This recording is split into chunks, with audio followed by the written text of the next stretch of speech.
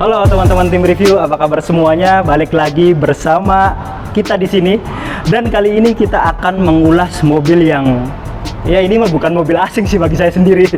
Karena saya punya mobil ini dan belum lama kita lepas juga sebenarnya. Tapi nanti akan kita sajikan kepada teman-teman seobjektif mungkin, dan ini by pengalaman teman-teman. Pengalaman ini, kelebihannya, kekurangannya, dan lain sebagainya akan kita ulas, serta seberapa worth it teman-teman untuk memboyong Suzuki XL7 ini. Kebetulan ini Suzuki XL7 tipe Beta AT. Nah, perbedaannya apa aja dibandingkan yang Alfa dan yang Zeta sendiri, nanti kita akan ulas satu persatu.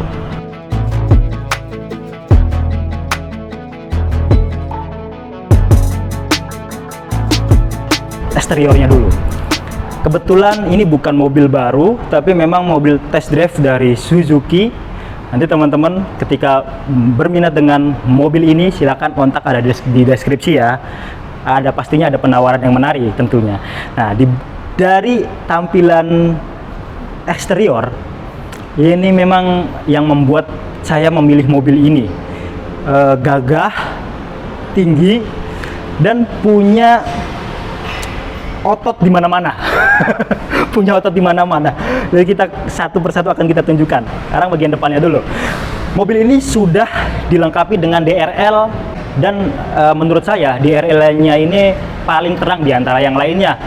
Di antara mobil yang lebih mahal dibandingkan dia, ini DRL beneran. Di siang hari, terik-terik itu kelihatan banget loh, apalagi di malam hari. Ini hampir nyaris menyamai fog lamp. Jadi sangat membantu banget DRL-nya ini untuk keamanan yang pasti ya. Karena mobil-mobil sekarang kan DRL ini penting, apalagi ketika berjalan di malam hari, siang hari, seperti itu teman-teman. Nah, lampunya dari tipe Zeta sampai tipe Alfa sudah memiliki lampu LED, dan ini terang banget lampu LED-nya. Jadi high beam dan low beamnya di sini semua. Hanya di high beam kalau nggak salah ini ya, bagian 1, 2, kedua ini ikut nyala. Jadi kalau hanya low beam 1, 2, 3, high beam ini itu dia. LED di bagian sen dia masih halogen, bohlam. Dan yang saya suka juga di sini fog lamp-nya itu masih menggunakan bohlam berwarna kuning, karena ini cukup penting ketika teman-teman menerjang kabut. Karena kalau warna putih semua putih gitu ya, itu kurang begitu bisa menerjang kabut kalau menurut kita sendiri. Terus ini, walaupun dia basisnya mirip dengan Suzuki R3, tapi ini bukan R3 dijadikan crossover kayak yang lainnya. Kita sebut aja contohnya Expander ke Expander Cross. Itu perbedaannya sedikit banget ya. Mungkin kalau yang terbaru sekarang ada sedikit perbedaan. Nah, ini dari R3 ke XL7, tapi dia tetap memberikan kesan SUV, dan ada perbedaan, dan banyak perbedaan sih kalau di bagian eksterior sendiri. Mobil ini memiliki ground clearance 200 mm. Kalau R3 sendiri kan 180 mm. Dia punya ground clearance yang tinggi karena suspensinya walaupun mirip, tapi ada penambahan suspensi dibandingkan R3 sendiri. Itu dia teman-teman, bagian depan walaupun R3 dengan basis R3 sampai wheelbase-nya pun sama dengan R3, tapi di bagian depan sendiri dia punya banyak berbeda jauh, dari headlampnya, dari fog lampnya, dari bumper depannya, kemudian rear diffusernya berbeda. Sekarang kita ke bagian samping. Ciri khas dari mobil Suzuki ketika dia sudah masuk ke dalam ranah SUV, dia nih ciri khasnya tetap ada ini. Di Escudo XL7 yang dulu, terus kemudian Ignis, Jimny, pasti ada ininya. Ini memberikan kesan bahwasanya ini adalah SUV itu. Lalu di bagian samping, nah ini sebenarnya saya sendiri kurang begitu suka ya, karena over fendernya gede banget. Tapi yang membuat minus itu berkurang, walaupun over fendernya besar, dia tetap tidak mengembung, tidak kembung, jadi tetap nempel ke bodi. Jadi ini juga nggak begitu mengganggu mata. Coba teman-teman bayangkan, ketika kita lewat di jalan ada mobil yang over fendernya berlebihan, itu malah kurang bagus. Kalau ini sih oke lah, karena dia menutupi kekurangan ini ya. Kalau R3 kan dia rada nempel, bukan rada nempel, jarak antara fender dan ban itu rendah. Kalau ini rada tinggi, makanya dia dikasih over fender seperti ini untuk lebih bagus lah gitu. Kita bagian kiri juga ada over fender, ada damper warna chrome, ini cakep banget. Dan ini dia otot-otot yang ada di Suzuki SL7 ini. Untuk eksterior antara tipe Zeta, Alpha, Beta tidak ada perbedaan yang signifikan. Dari ban sama, dia pakai ring 16. Ini profil bannya, ntar dulu kita intip dulu, 195/60 R16. Punya profil ban yang sama, punya pelek yang sama, cakram depan, belakang juga sama antara Zeta, Beta, dan Alpha. Yang berbeda antara Zeta dan Beta di sistem, beberapa sistem keamanannya. Kalau di Beta dan Alpha sudah memiliki ABS, EBD, HHC, dan lain sebagainya. Di tipe Zeta sendiri ada hal-hal kayak gitu, ada yang dikurangin. Oke, kita ke bagian belakang. Di bagian belakang ini yang salah, ini sih sebenarnya pro kontra ya. Ada yang suka, ada yang kurang begitu suka tampilan belakang dari SL7 dan R3 sendiri. Kalau saya pribadi cukup suka, tapi nggak suka-suka banget. Ini cukup bagus lah, bisa enak dipandang mata, apalagi ketika malam hari. Karena lampu ini lampu malam ya. Ini LED loh, memanjang dari atas sampai sini. Ini LED-nya bener-bener bagus, dan tidak ada juga kan LED yang sebagian nyala, ada yang sebagian redup. Kalau ini full bagus, dilihatnya enak banget.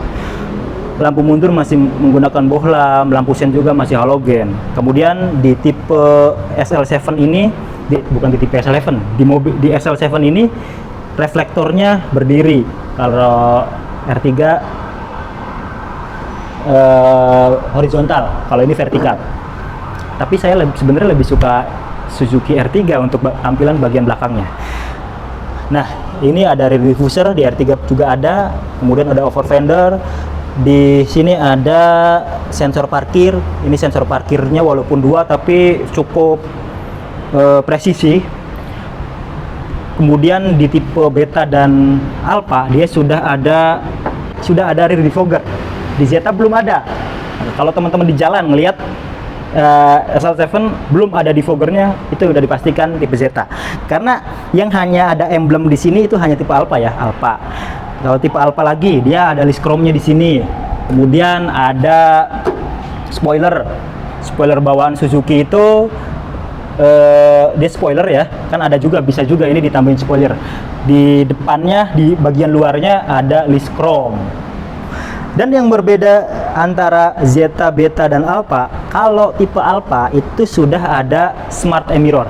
Jadi ada kamera di sini untuk melihat spion tengah. Itu sangat berguna banget teman-teman. Itu memang usable banget ketika kita bawa barang bawaan banyak. Nggak khawatir ya, belakang tetap kelihatan walaupun dari kaca sini kehalang barang, tapi dia tetap bisa ngelihat dari kamera belakang. Dan resolusinya udah HDR, jadi udah bagus resolusinya, bisa merekam sepanjang perjalanan dan bisa merekam suara. Itu dia, ini sangat penting banget. Oke, lalu ini lagi nih, dia punya roof rail yang sangat berguna. Ini full metal, udah keyless di bukaan kanan dan kiri. Jadi teman-teman tinggal tekan tombol udah bisa kebuka. Mesin yang digunakan oleh XL7 sama dengan mesin R3, yaitu kubikasi 1500 cc K15B DOHC. Mesin generasi baru yang mampu memberikan performa bertenaga dengan standar Euro 4. Memiliki mesin yang sama bukan berarti sama dalam segala hal. SUV XL7 memiliki perbedaan dengan Suzuki R3 dari segi body control modul, PCU engine control unit, ECU, kaki-kaki, dan bahkan ruang bakar pun berbeda. Suzuki mengklaim ada 300 part yang berbeda dengan R3. Dimensi Suzuki SL7 memiliki panjang keseluruhan 4450 mm, lebar keseluruhan 1775 mm, dan jarak antar poros roda 2740 mm, serta memiliki ground clearance 200 mm. Dengan mesin 4 silinder, SL7 mampu mengeluarkan power maksimal hingga 104 PS pada 6000 rpm dan torsi 138 Nm pada 4400 rpm. Oke teman-teman, kali ini kita akan coba test drive. Sebenarnya bukan hal baru sih kalau saya pakai SL7 ini, karena memang kita juga punya mobil ini. Jadi ini hanya sebagai gambaran ya teman-teman. Ini salah satu mobil paling nyaman yang pernah saya punya nih. Selama kita punya mobil ini memang cukup nyaman, dan satu lagi yang membuat dia lebih unggul dibandingkan yang lainnya. Selain dia nyaman, BBM-nya atau efisiensi bahan bakarnya cukup irit. Sangat irit malah. Punya kita di 20.000 km kombinasi ya rutenya, bahkan lebih banyak di dalam kota itu bisa 14,4 loh. 14,4 banding 1. Wih, gila banget ya, emang irit banget ini. Lalu karena ini kita ngomongin test drive, yang memang jadi keunggulan dia juga salah satunya adalah transmisinya masih transmisi otomatis. Jadi sebenarnya saya pribadi ya lebih suka transmisi yang seperti ini. Kenapa demikian? Karena memang dipakai di jalanan itu lincah. Kemudian di tempat-tempat kayak gini nih yang agak nanjak dikit, itu masih nendang-nendang. Beda loh dengan sama transmisi yang mungkin sekarang lagi populer ya, transmisi CVT atau lain sebagainya. Ketika kalau transmisi yang lain, ketika kita di posisi seperti ini kan ada nanjak nih dikit, itu dia harus mengeluarkan RPM yang tinggi untuk mencapai torsi yang lebih tinggi. Kalau ini cukup teman-teman injek dikit udah nendang. Bahkan dia nggak nyampe 2000 rpm. Ini luar biasa sih. Untuk transmisinya saya suka. Terus untuk bantingan, walaupun dia punya body roll yang cukup panjang kali lebar, tapi untuk bantingannya empuk. Memang khas Suzuki ya. Banyak yang bilang juga Suzuki itu suspensinya nyaman, dan itu bener. Suspensinya nyaman, hanya saja karena dia punya body roll yang panjang, itu hanya sedikit ya teman-teman, itu bisa sangat ditolerir. Untuk belakangnya tuh kadang ngikutnya belakangan gitu. Ya khas dari mobil panjang seperti itu memang. Lalu satu lagi kekurangan di SL7 ininya nih, pilar A yang cukup besar. Kalau teman-teman belum bisa menyesuaikan, ini harus. Salah satu fitur yang membedakan mobil ini dibandingkan dengan pesaingnya adalah adanya fitur Smart Mirror yang disematkan dalam Suzuki SL7 varian Alpha. Fitur ini berupa kamera yang berada di bagian depan dan belakang mobil, serta bisa merekam kejadian ke seluruh kamera tersebut dan bisa merekam suara juga. Selain itu, untuk varian Alpha dan Beta terdapat fitur keselamatan selain ABS dan EBD, yaitu Electronic Stability Program atau ESP dan Hill Hold Control HHC serta Dual SRS Airbag. Nah, sekarang kita di interior Suzuki XL7 Beta. Baik Beta maupun Alpha untuk interior sama. Beta, Alpha, Zeta itu sama teman-teman. Yang membedakan adalah ukuran head unit, kemudian ini Smart Mirror yang tadi saya ceritakan di belakang ya. Kalau tipe Alpha sendiri dia sudah memiliki Smart Mirror di bagian depan. Kameranya nih ada di depan, ada di belakang. Jadi dia merekam depan belakang. Ini berguna banget apalagi di jalanan seperti ini. Mungkin ada kejadian di jalan, itu sangat membantu sekali ya untuk validitasnya, mungkin validitas saksi lah. Sekarang kita nyalain. Sudah kilas pastinya ya teman-teman, sudah kilas ya. Oke, ini dalam keseluruhan untuk tampilan dashboard dari Suzuki XL7 saya nggak ada protes. Ini mewah, kemudian nggak banyak ornamen yang berlebih, terus AC-nya dingin. Ini bener loh, mobil salah satu mobil LSUV yang panjangnya lumayan panjang itu punya pendingin AC yang bagus. Dia cukup setel AC di satu aja dengan suhu luar 34-35 itu udah adem kalau sendirian ya. Kalau berdua ya mungkin ini bisa dinaikkan jadi 2. Nah, ngomong-ngomong AC, spesial dari AC R3 dan XL7 ini sendiri, dia udah komplit pengaturan.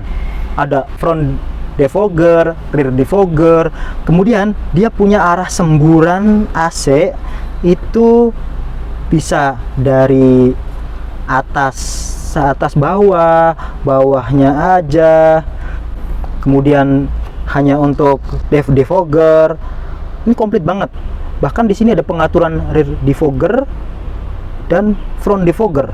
Ini keren banget sih sebenarnya. AC-nya ini sangat membantu ketika dalam posisi dingin.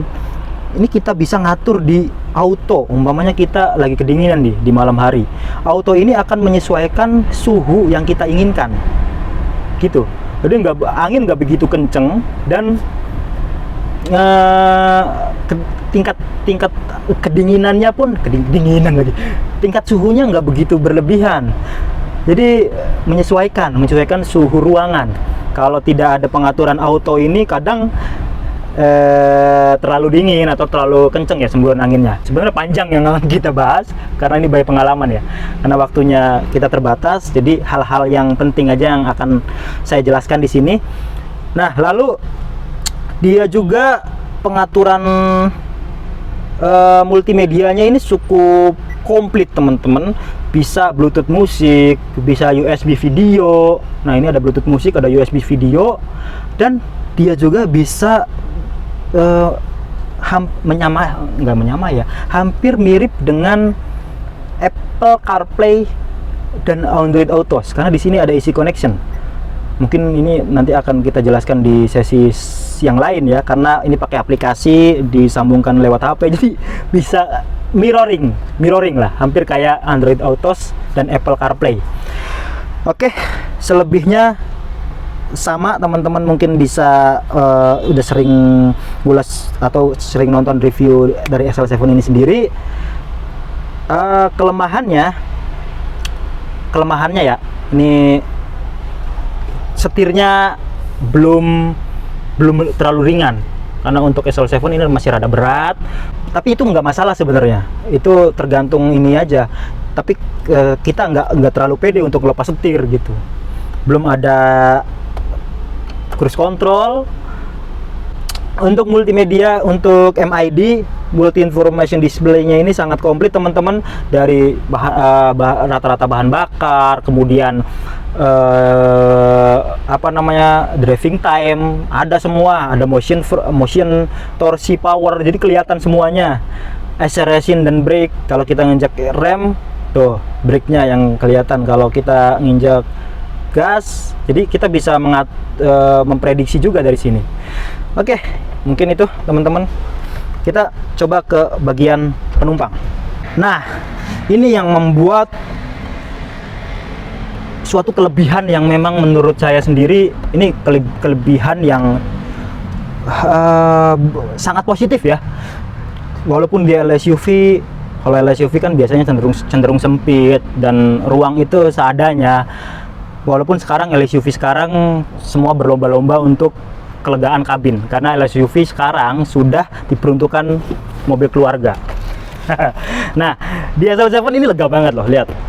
Legroom saya dan headroom sangat lega banget. Bahkan ini hampir nyaris tanpa tonjolan di sini juga. Terus output 12 volt juga ada di sini. Di depan sini ada. Lalu pengaturan kursinya, dia punya pengaturan yang sangat komplit, jadi bisa sliding dan reclining. Enak banget teman-teman. Lalu joknya empuk, walaupun masih kombinasi antara fabric dan semi kulit ya. Oke. Dan ini untuk perjalanan jauh kita sudah pernah nyoba sampai ke Dieng, nyaman banget dengan full penumpang. Nanti akan kita footagein juga, di footage aja ya bro ya.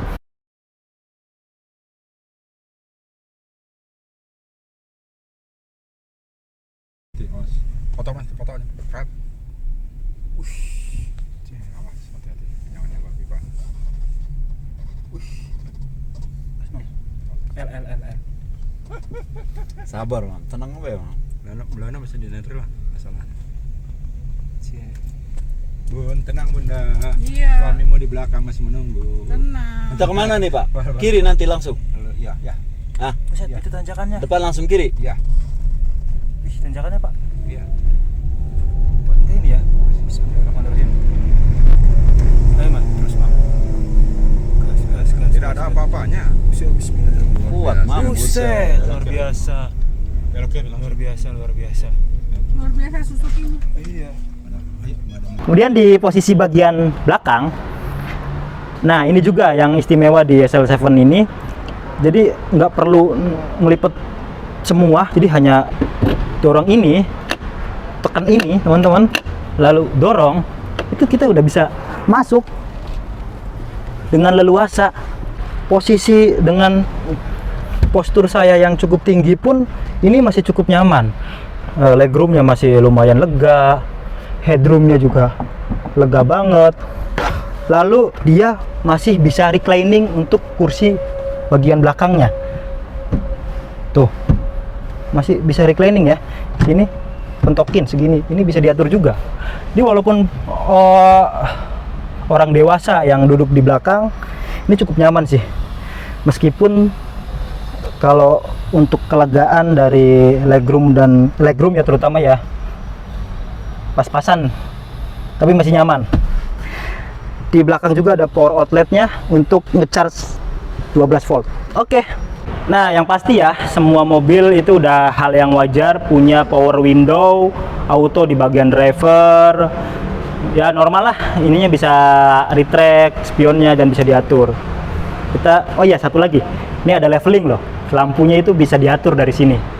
Jadi mau naik rendah, ini bisa diatur dari sini. Nah, ini sangat ini banget loh. Sangat membantu banget. Pengaturan jok normal lah mobil-mobil sekarang pada umumnya. Kita lihat kapasitas bagasi yang ada di Suzuki SL7 tipe Beta Matic.